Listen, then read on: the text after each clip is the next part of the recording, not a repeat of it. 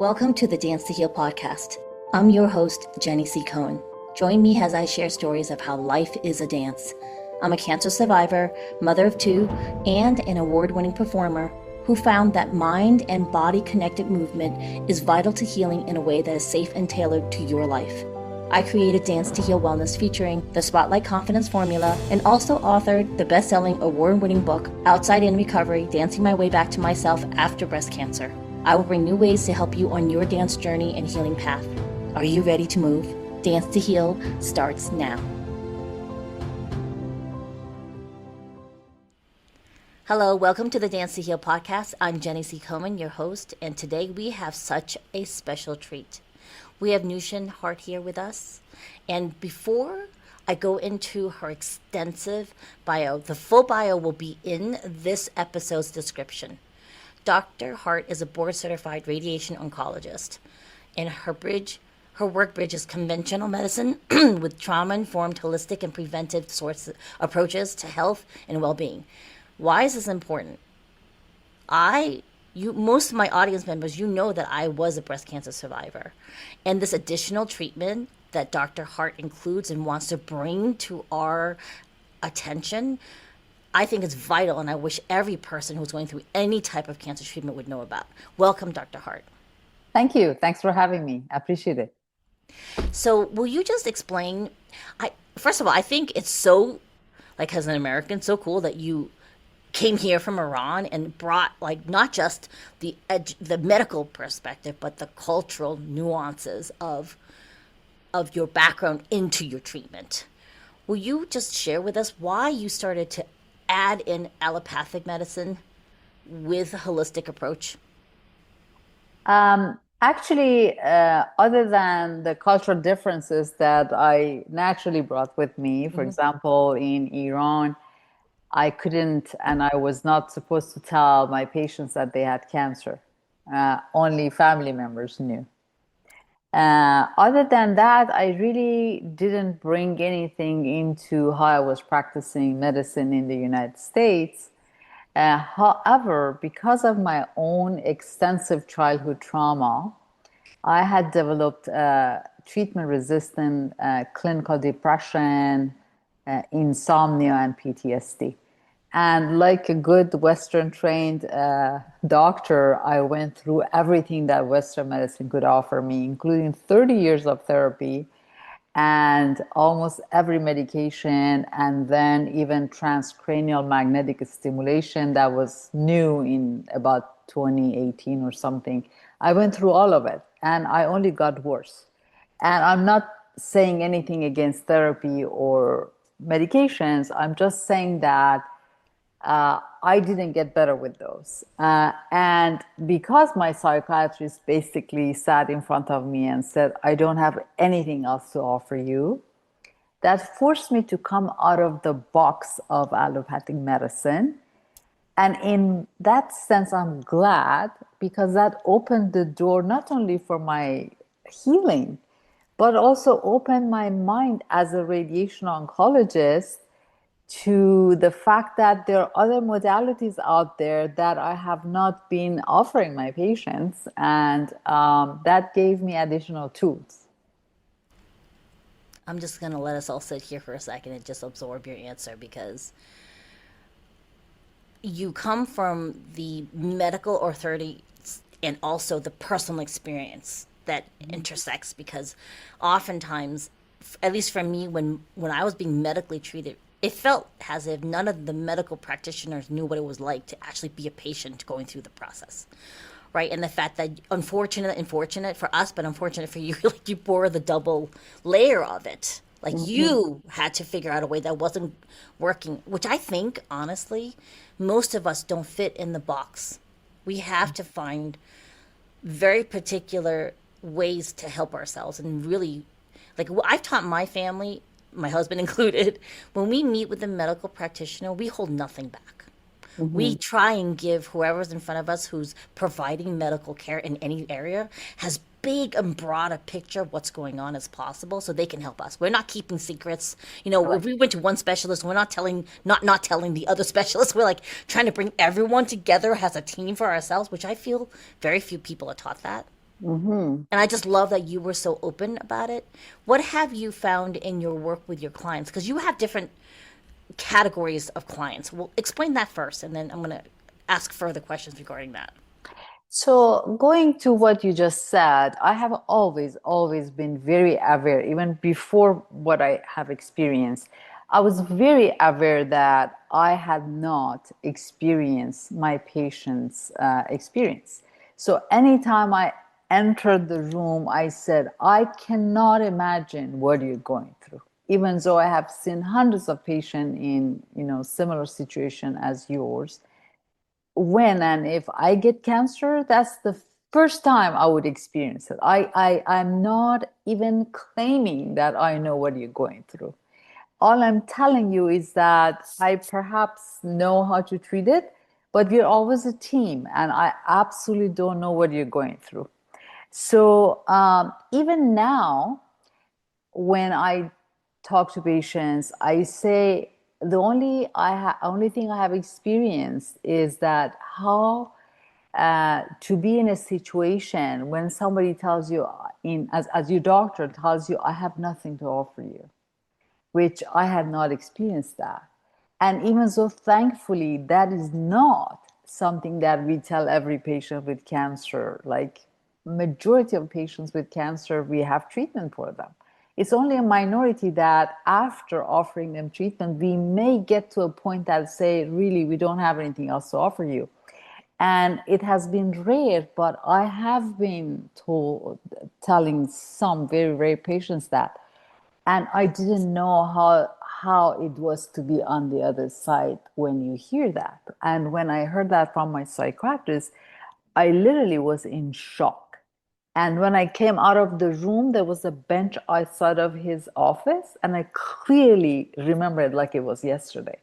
And I sat on that bench, and I didn't want to go home because I didn't know what to do. I was just completely frozen. Like, what does it even mean that he doesn't have anything to offer me? So, even though it was very hard, I'm very glad that I experienced that because now I can, kind of relate at least from that aspect with patients. So, that is my experience with patients who have cancer. But now, because I offer modalities other than what Western medicine offers, I have people who come to me who might have cancer but want to experience other modalities, and I have people who come to me who have don't have cancer and want to offer the other modalities, and that gives me a wide range of how to experience my interaction with different people in different scenarios. Oh, thank you for explaining that. So, my audience members, uh, Dr. Hart has a LinkedIn page that the link will be included is Link tree, not link like tree. Sorry, yes, a yes, link exactly. tree Uh-huh. link. It's too long for me to say every letter in it, so it's going to Right. be in the description for this episode. However, like you can get access through her website, through even if you look up what is that link? Heart to Heart.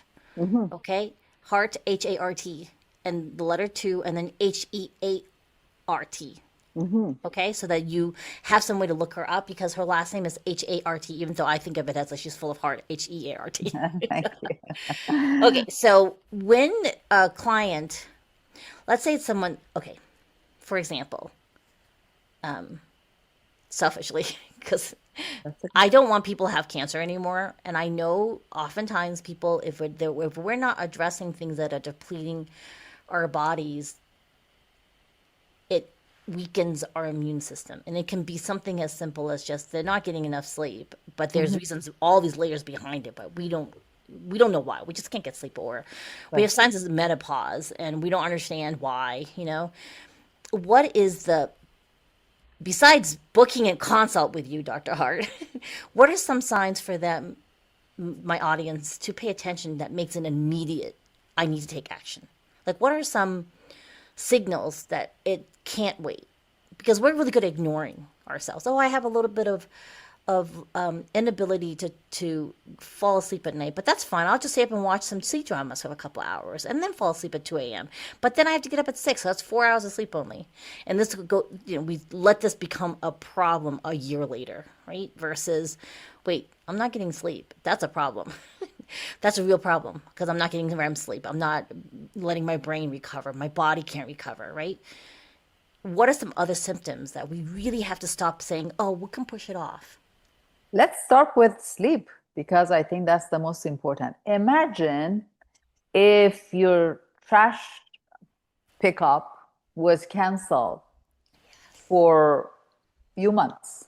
What's going to happen to your house, Oh, right? it's gonna get terrible.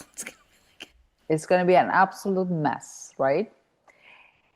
That is what sleep does to our body. Sleep is when, deep sleep is when your body start repairing all the damages that our bodies receive during the day when we are awake, from simply from the sunshine, from the air, from what we eat, anything that causes damage to our DNA.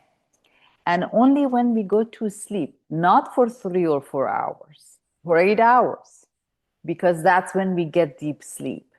That is when our body is literally paralyzed and our entire energy, our body assigns our entire energy to repairing those DNAs. Okay? So if we're not getting enough sleep, we have damaged DNA day after day, week after week, month after month that is not being repaired. And what is cancer? Is mutation, right? Mutation in your DNA that has not been repaired.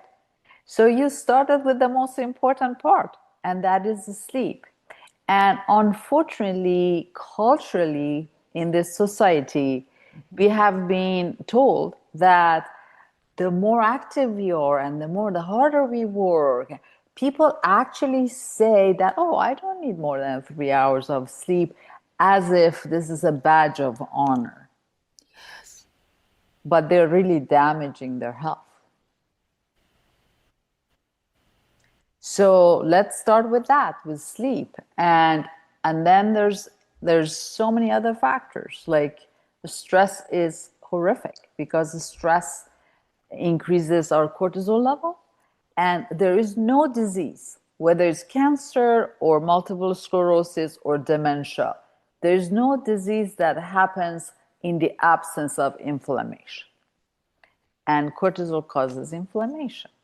So, stress, lack of sleep, if you are not drinking healthy water, if you are not eating healthy food, if you're not exercising, if you're not breathing healthy air, if you're not filtering the electromagnetic field in your environment, anything that is entering your body, whether it's air or water or food or all this bombardment of electromagnetic field that nobody's talking about it, is all of that.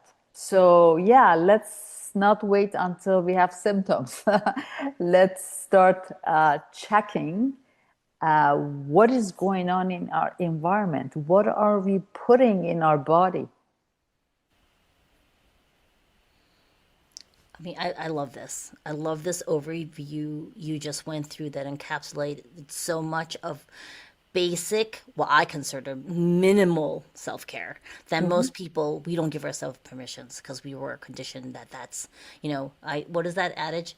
Oh, I'll sleep when I die. I'm like, you're gonna die earlier and sooner than you think. Because I mean, for me, my son, when he was diagnosed with type 1 at 10, Mm, until the time I found my lump, mm, I did not sleep because I was so yeah, worried about him dying in his sleep during time. You hit blood sugars really low as a right. parent. I, I assigned myself the responsibility of keeping him alive every night, Sure, right? sure. Mhm. And it was this gradual wearing down of my immune system, even though Mhm. the 6 months before I got breast cancer, I had been working out and increasing muscle mass and eating very healthy. Right. But then my husband went in the hospital for an emergency bowel Oh, reconstruction. So that was mhm. just enough to tip the scale Right. where like my lifetime of unresolved trauma just came tumbling down. It was just, my body was Absolutely. like, I can't. Like, Right. you're managing your two children sleeping in the car because one of them is type 1. You can't count on your in-laws, and your husband just had life-saving bowel obstruction surgery. Oh my God. I can't take care of your immune system anymore. Like, right. And I Right. think for a lot of people, because I have a mentor for speaking that said she set up a therapist on a regular ongoing basis to address her mental wellness so Hmm. that when something catastrophic happened Hmm. behind the scenes, she already had the lattice work set up to catch her. Mm.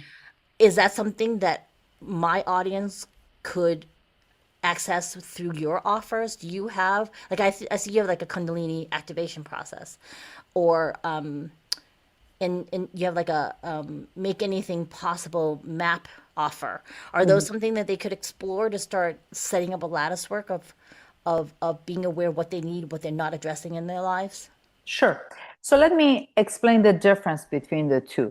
Make anything possible or map, in my opinion, and based on my own very personal experience, is the most effective and most efficient way of treating childhood and adulthood trauma. In fact, to give you a way of comparison, only 6 sessions of MAP neutralized my childhood trauma when 30 years of therapy have not done so. And when I saw it, I literally was, my mind was blown. I'm like, what? 6 sessions?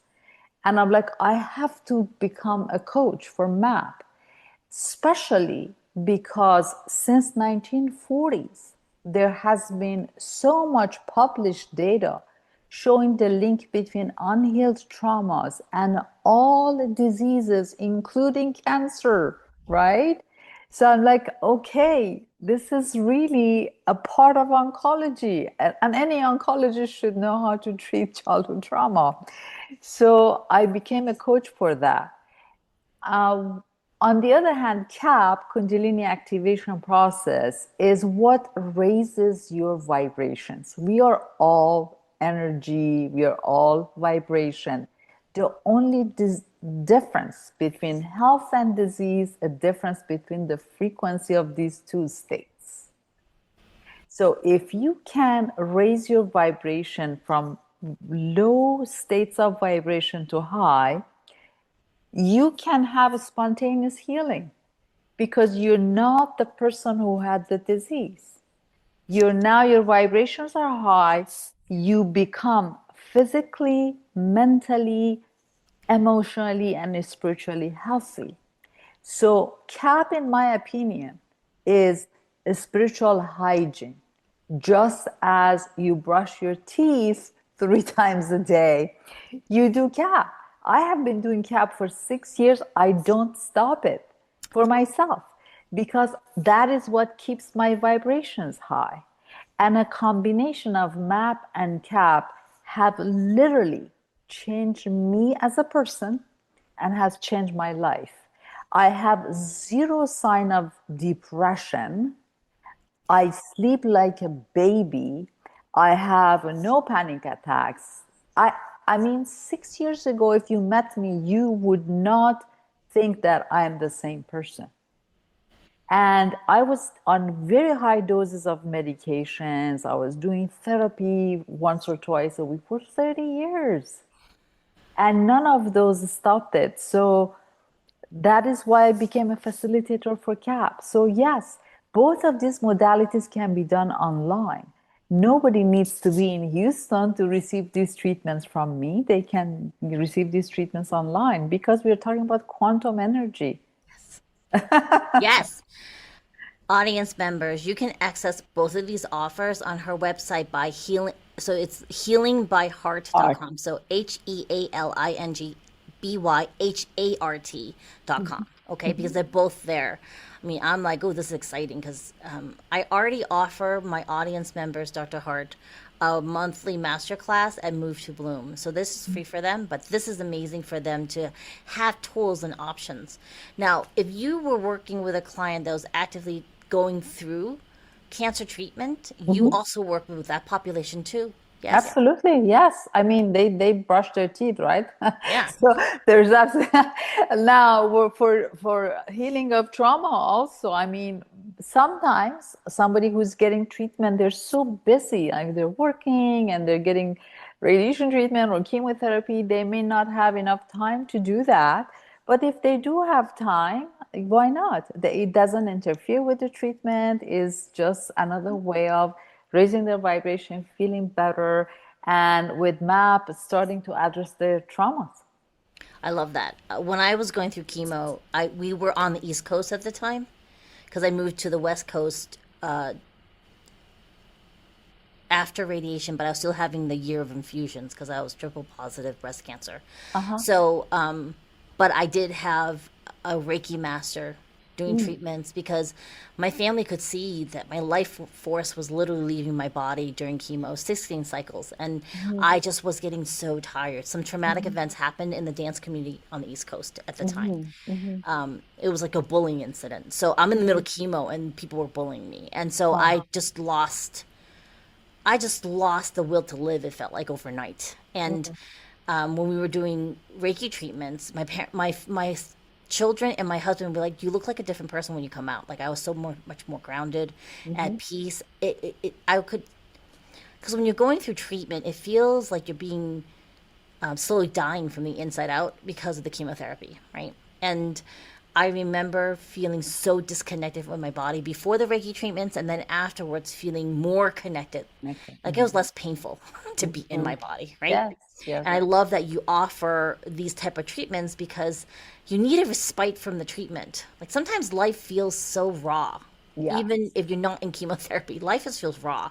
And I Right. love the option of you having this experience for us that takes, how do you explain this? It doesn't numb you, it helps us It process. takes And the then, edge off. thank you. It takes the edge off, right? I mean, like life, gosh. Right. So for someone who may not necessarily be able to take those options right now, what are some first steps for them besides your free resources? You know, to raise your vibration, there are many simple ways of raising your vibration, right? For example, grounding. We are so ungrounded because of all the materials that are used in our houses. We may be walking barefoot in our house, but we are not grounded. Sometimes our houses are not properly grounded.